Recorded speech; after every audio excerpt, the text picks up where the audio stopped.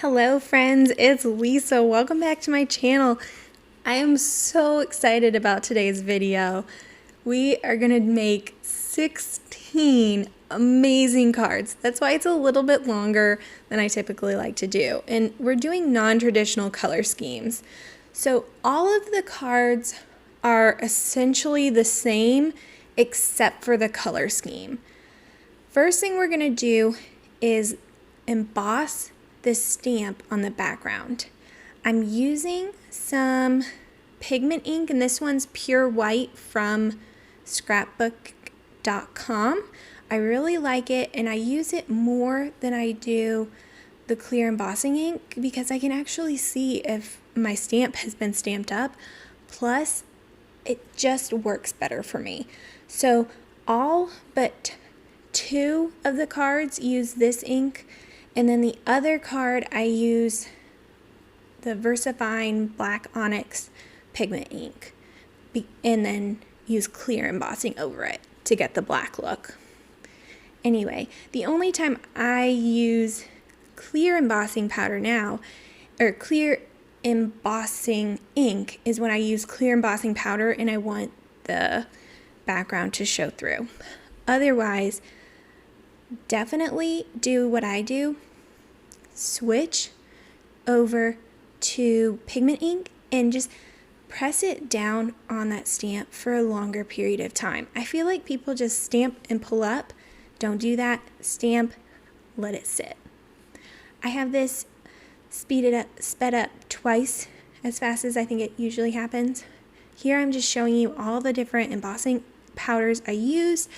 I had no plan at this point, but I'm gonna walk you through now the plan after this because I came up with it. Before we start, I want to show you the website that I'm using. It's colorpalettes.net. It has a ton of great color palettes. Okay, so for the first palette, we have 4121. The background, I'm planning to do blue and the tan cream color. Then the foreground, which is going to be this image here, I'm going to do the green, red, and white. Our next color palette is color palette 4148. So for the background, I'm going to do the white and the tan, which kind of matches this, and so it's going to be real light, like the background of that picture. Then I'm going to use the red, green, and brown.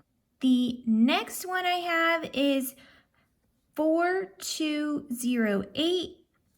This one I'm doing with the 2 pearly whites. I'm gonna have the background, I haven't fully decided yet. I'm either gonna do the background in the darker colors and the foreground in the lighter colors, or vice versa. If the last 2 weren't out there enough, I'm gonna go with this color palette of 4209 with the wild pops of color. They were just too fun not to do. So my plan is the white and pink in the background with this black. I think that'll add to the color poppiness. And then the green, green, yellow. Next we have color palette 4227. This one, it feels very rich and earthy, so I'm excited to do this one. I'm thinking the pink and tan, very light in the background.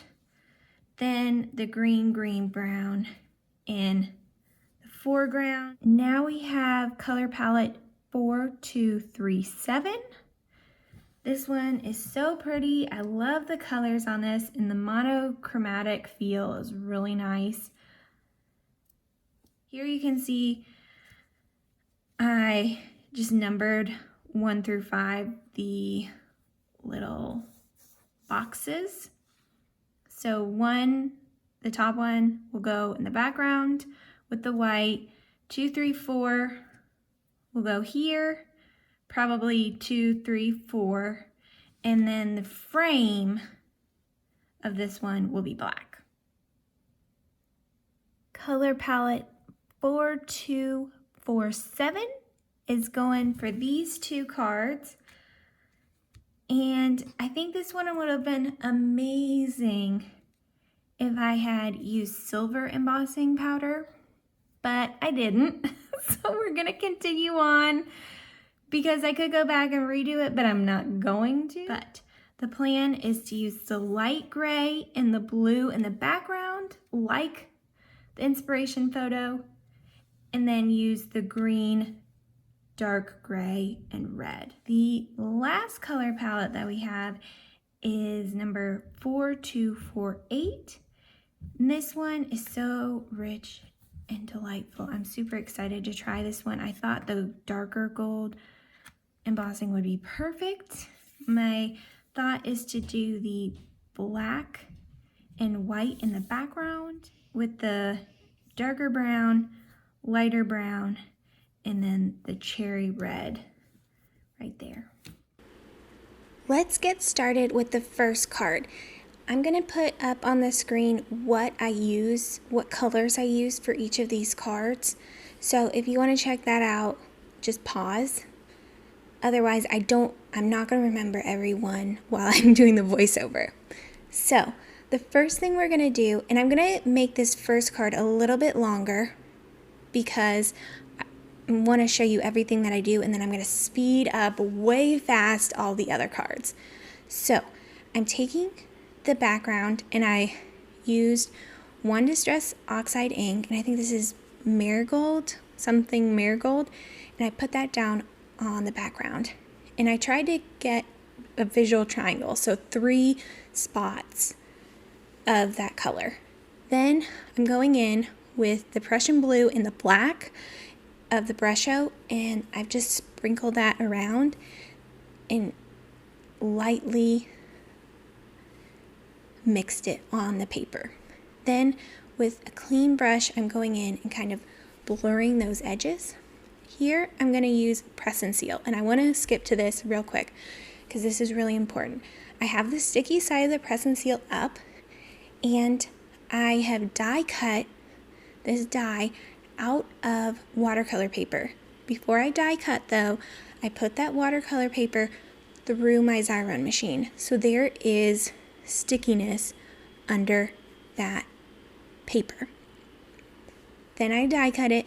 Now I'm taking that paper, those little die cut pieces, peeling off the sticky side and putting that face down onto the sticky side of the Press and Seal. You don't have to do this if you're coloring it with marker or something else. You don't need to put that sticky down on first. You can just put the paper to the Press and Seal and it's going to hold it. Since I was going to watercolor, I decided to go ahead and put the sticky down first so that then I could really know it's stuck together. It works out perfectly because it holds it really well until you start peeling it away, and then it's like, yeah, cool, we don't need to be friends anymore, and it lets it go. It's amazing. This is definitely the best way. It takes a little bit longer to unpeel all that sticky stuff, but you don't then have to glue it, worry about glue later on. Next, I'm taking some green and red Hero Arts liquid watercolor, and I'm going to paint, this is Mary's clothes, and then with the red I'll paint Joseph's. You will see that I put half a drop of the red in the green and half a drop of the green in the red, and the reason I did that is because I wanted to tone the colors down. When you use the color on the opposite end of the color wheel, it's going to tone that color down.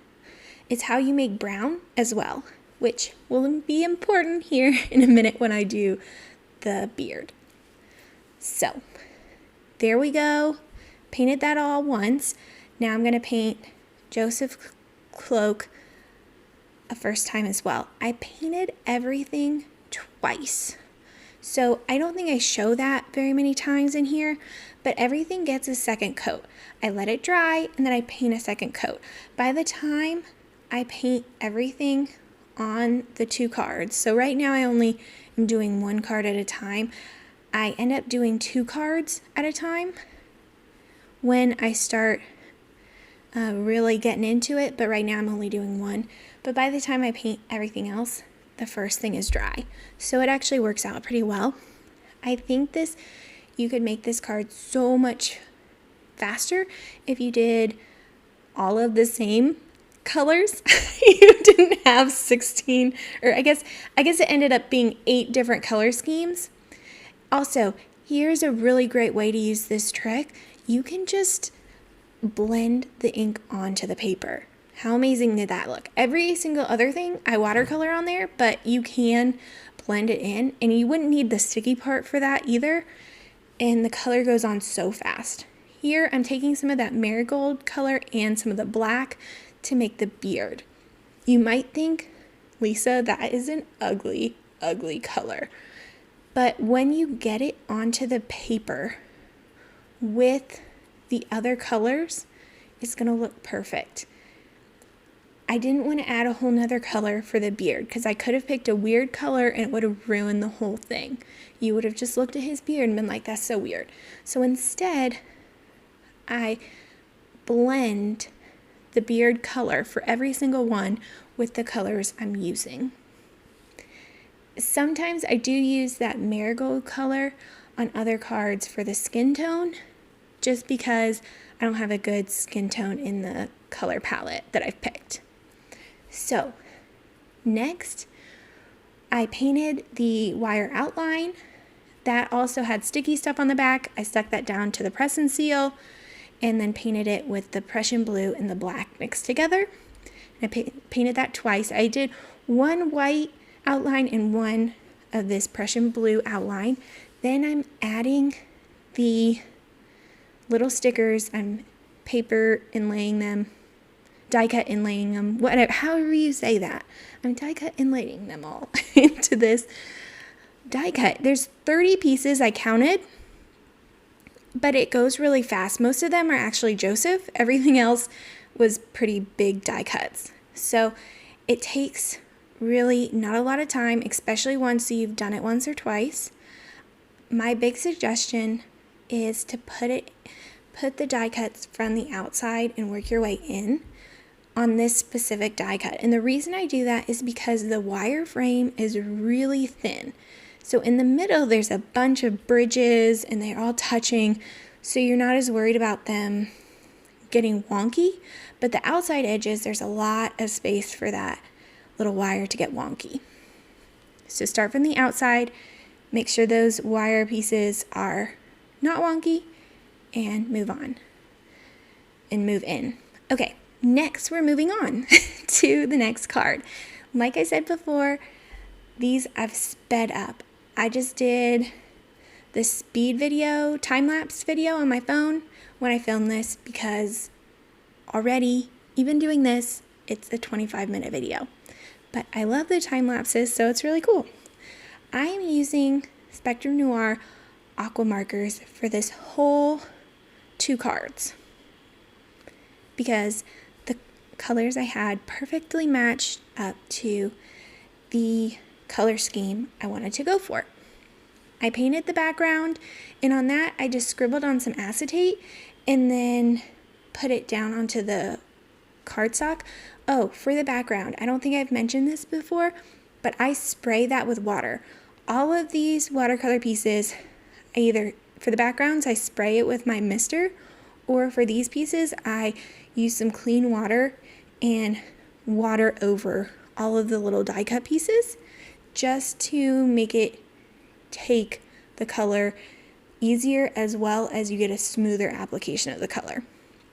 So for all of this, I just scribbled the watercolor marker on some acetate and picked it up with my brush. I did that for the wire frame here, and I used that same slate color that I used on the background because I thought that it would just work perfectly. The stark white I didn't think would work very well, so I did this for both of the wire frames. And how awesome does that one turn out looking? It's amazing. I love it so much. These I had so much fun making. I had like 2 color schemes that didn't work super great. Everything else worked really wonderfully. So A lot of fun. Would recommend 100%. And I think these cards are so impactful, and they actually weren't that hard. The first one that I made took a little bit of extra time, but isn't that always the case? And the rest of them were pretty easy. You'll see there on the bottom half, I have my watercolor palette out, and for like the sprays and stuff, I just dropped those little droplets in. Here I'm going to show you how I made the color for the beard. And this is super simple. Like I said before, I'm just mixing two opposites on the color wheel, so the green and red, and these are green and red from this card, which is going to make it look cohesive with the rest of the card. One problem I have all the time is I want to add all the colors, but in reality, having a limited color palette really makes things pop and stand out. So that's why I'm just mixing that brown with the color palette I'm already using. Oh, also with the Glad Press and Seal, you cannot use your heat gun on it. If you're thinking, oh, I'll just speed this up, don't. Here we're making that vivid pop art color one. It didn't end up working very well. I think I picked the wrong background color. I liked the foreground image, but the background just didn't really work. You could use a lot of different backgrounds on this. I would just suggest a background image that has a lot of space for you to add the color with thin lines.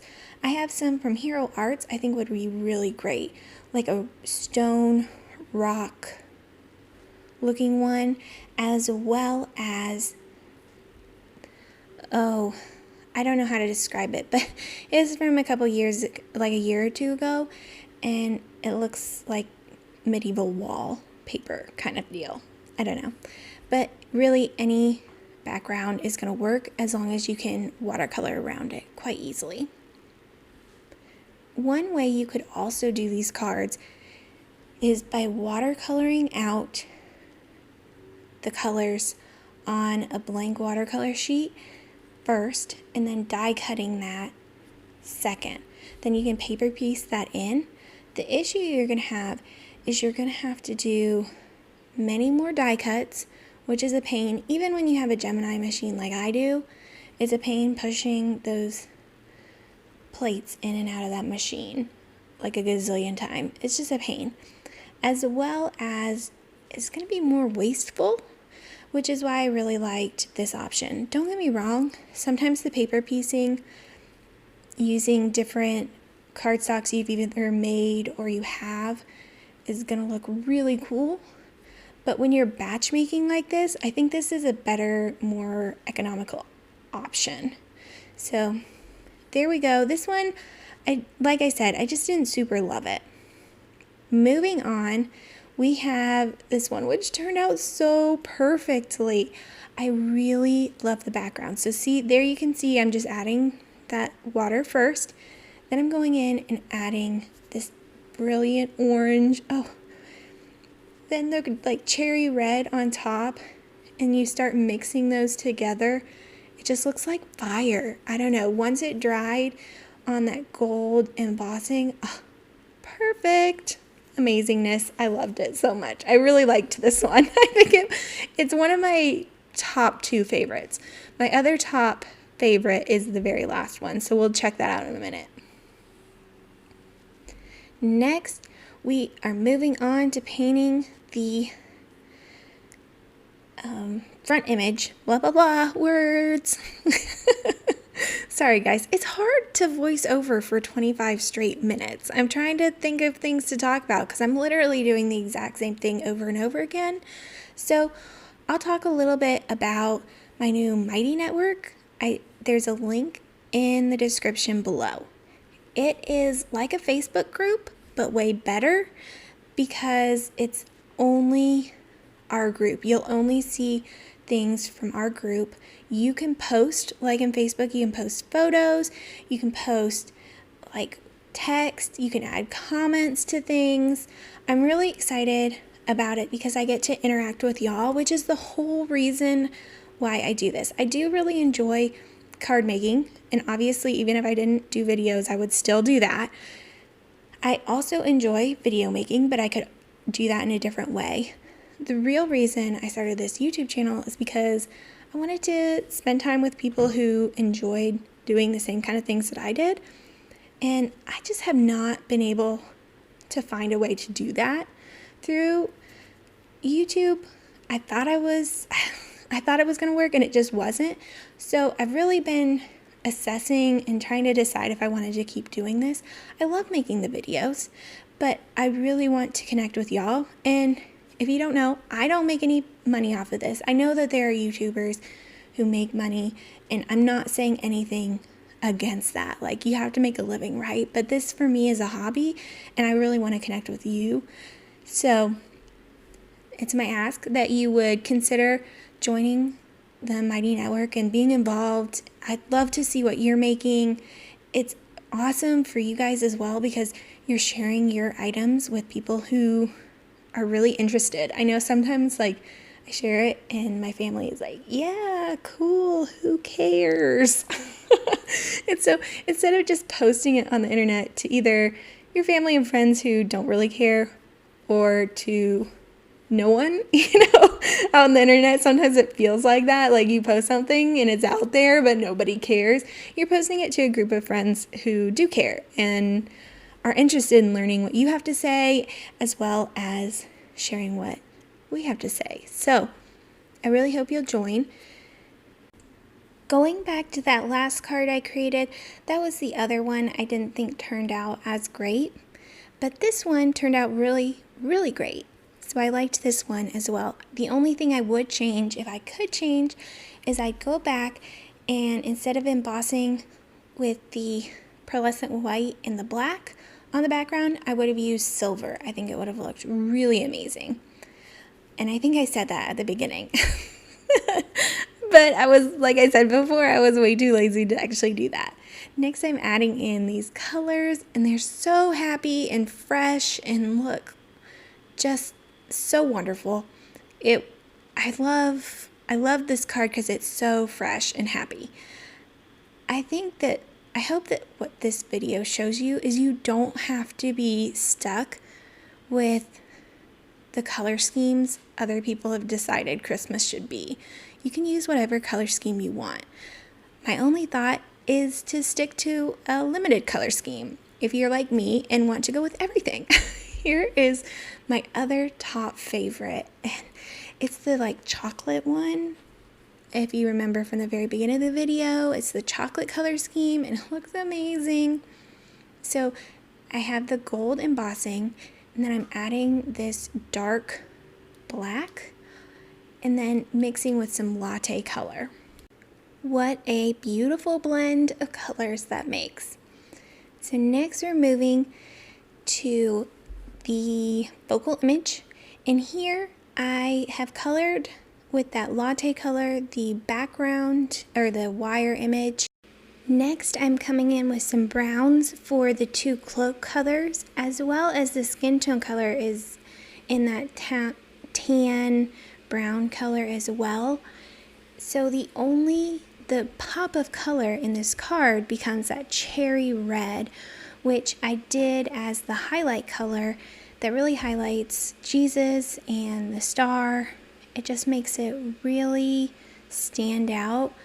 Even though the brown colors are so beautiful, the red just really pops. Next, I've gone through my paper stash and picked out some card stock for the background of each card or the card base. Then I'm just using my scoring board to fold that in half. And I'm using the top fold, so I took a 8.5 by 11 letter cardstock, cut it down the middle of the shorter edge, and then I'm folding that in half, which gives me the perfect card size. I have a really cool new paper system, so it made it so easy. I love being organized. So then I'm just gluing everything down. I didn't add any foam. There's no height other than just, layers of cardstock. But is easy peasy. One thing I haven't mentioned is when I stick all of that front image together, I actually stick it on a piece of paper I die cut out with my Scan and Cut, but it comes with an outline image, so you could definitely just die cut with that, and you could even use vellum. You didn't have to do what I did. Here are some other videos you might be interested in. Like, subscribe, and hit the bell, as well as join my Mighty Network. Have an amazing crafty day. It was so nice to spend this time with y'all.